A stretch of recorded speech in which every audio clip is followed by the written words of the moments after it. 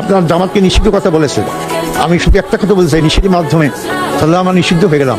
এই শূন্যস্থান পূরণটা করবে কে? আপনারা কি একাই দেশ চালাবেন? আপনাকে একদলীয় শাসন কায়েম করবেন? যে না করেন এটা কে পূরণ করবে? আপনারা কি আওয়ামী লীগকে পুনর্বাসন করতে চাচ্ছেন? আমি তো মনে করি আওয়ামী লীগকে পুনর্বাসন করতে চাচ্ছেন, কারণ 4 মাসও আপনার একজন লোক খুঁজে পেলেন না যে সেই প্রেসিডেন্ট কে হবে। আপনার ব্রিটিশ সরকারের লোকটি আপনার পছন্দ হয়, তাকেই রাখার চেষ্টা করতেছেন। এত বড় বিএনপি দল, তাকে এত পছন্দ হয় কেন? তাদেরকে কোনো থেকে ইঙ্গিত পেয়েছেন তো তাকে রাখতে হবে? আমি যদি খেলাধুলা মাঠে দেখতে যাই, আমার টিকিট দেখাইতে হয়। প্লেনে যেতে হলে টিকিট দেখাইতে হয়, ট্রেনে চলতে টিকিট দেখাইতে হবে। আমাকে টিকিট দেখান তো আমার বিক্রি করছে, সে টিকিট দেখলে বলবে টিকিট বিক্রি করেছে। কেনই কথা বলেন? হ্যাঁ, আমরা টিকিট বিক্রি করি, আমাদেরটা। আমার টিকিটটা কি?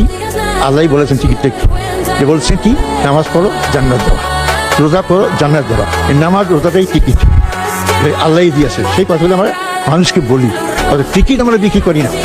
মানুষ তো বলা শুরু করেছে যে জামাত জানাতে টিকিট বিক্রি করে, জাহান্নামের টিকিট বিক্রি করে কে?